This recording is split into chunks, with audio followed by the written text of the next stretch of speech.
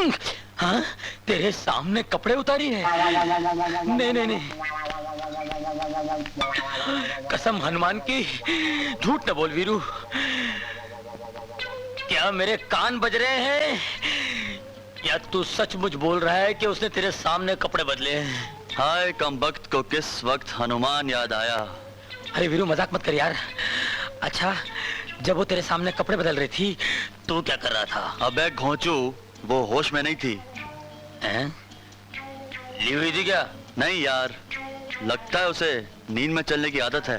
हाँ, सुना है उसको नींद में चलने की आदत है। वाह, सुना है उसको नींद में चलने की आदत है। मैं भी चलने लगूंगा परसों से। झापड़ मार दूंगा। क्यों? सीरियस बात है यार। देख भाई, तू इसके चक्कर में मत पड़। मैंने कहीं पढ़ा है यार कि नींद में चलने वाले जो होते हैं ना, ये कुछ भी कर सकते हैं।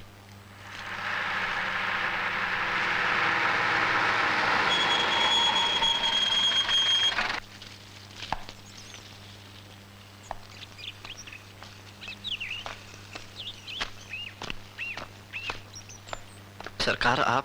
नमस्कार नथु जी, आपको मुबारकबाद देने आया हूं। घायल मन पर क्यों नमक छिड़कते हैं सरकार? अभी तो चंदन की चिता की राख भी ठंडी नहीं हुई। मगर यह भी तो कम महत्व की बात नहीं कि चंदन आपकी वफादारी और नमक हलाली के बदले में अपनी आधी जायदाद आपके नाम लिख के आया है। एसपी साहब, दुनिया की नजर में भले ही मैं उसका नौकर था, लेकिन बेटे की तरह पाला था उसे। जब मेरा बेटा ही नहीं रहा तो उसकी जायदाद लेकर क्या करूंगा मैं? जिंदगी और मौत पर किसी का अख्तियार नहीं नथु जी। और फिर आपको तो उनकी हर चीज देख देख कर दुख होता होगा। और फिर चंदन की याद में बंगले में इधर उधर घूमते होंगे। कोई चाकू तो नहीं मिला? चाकू? हाँ, वो ऐसा है कि पुलिस को अभी तक वो चाकू नहीं मिला जिससे चंदन का कत्ल हुआ था। मैंने सोचा शायद अगर मुझे मिलता तो सबसे पहले आप ही को खबर करता सरकार। ये औरत कौन है? मैं क्या जानूं, मैंने इसे पहले कभी नहीं देखा। धन्यवाद, इतनी सारी जायदाद मिलने पर फिर से मुबारकबाद। अरे हाँ, एक बात बताइए, चंदन के कत्ल की खबर आपने इतनी देर बाद क्यों दी थी? मैंने तो लाश देखते ही काजू साहब को फोन किया था, लेकिन शायद वो घर पर नहीं थे।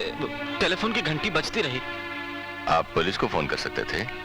मैं इतना घबरा गया था कि दिमाग ने काम करना ही बंद कर दिया।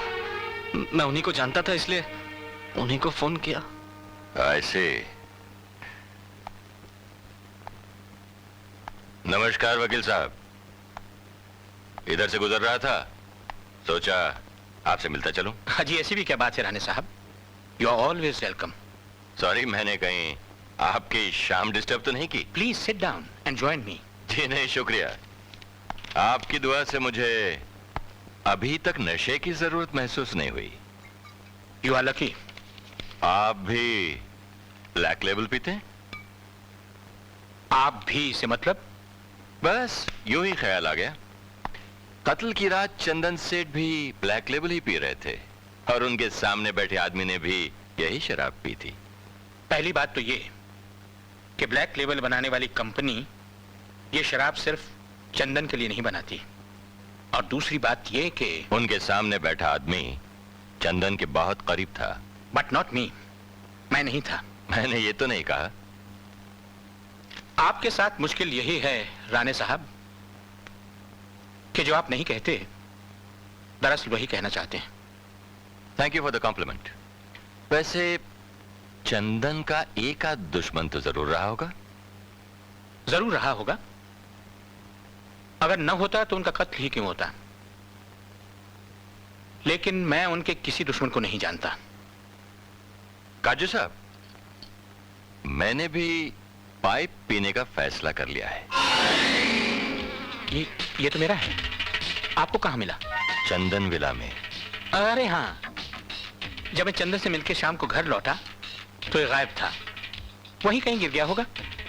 हाँ, इसे आप रख सकते हैं। मैं एक पाइप भी प्रेजेंट कर दूंगा। जी नहीं, शुक्रिया, मैं गिफ्ट्स नहीं लेता। Good night. अरे हाँ, आई एम सो सॉरी, एक बात और याद आई। चंदन से आप 8:30 बजे मिले, लेकिन अपने घर तो 2 बजे पहुंचे।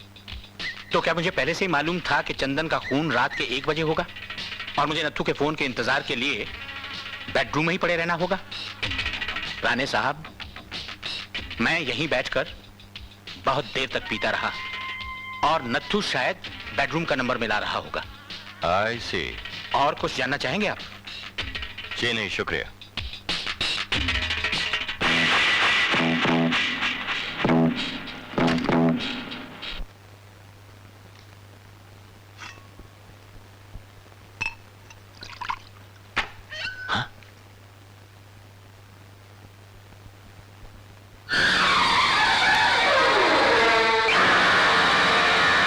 कौन? हैरान मत होइए वकील साहब,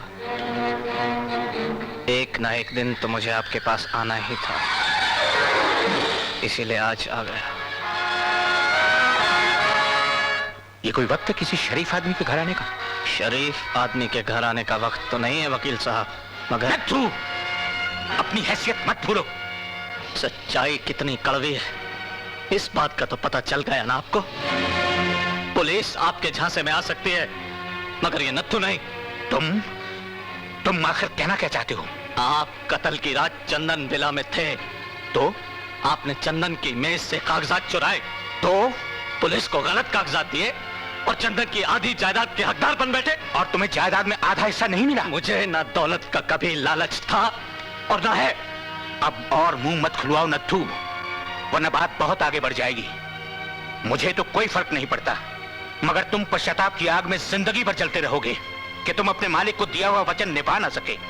तब क्या मुंह दिखाओगे उन्हें ऊपर? तुम्हारा लोक परलोक दोनों तबाह हो जाएंगे।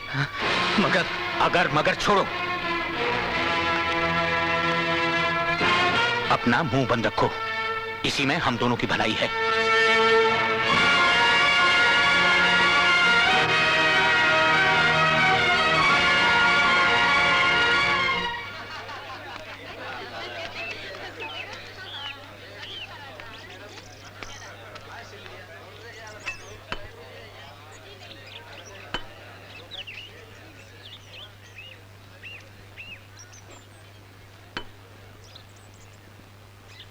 मंजू, मैं किसी की दोस्ती के काबिल नहीं हूँ वीरू।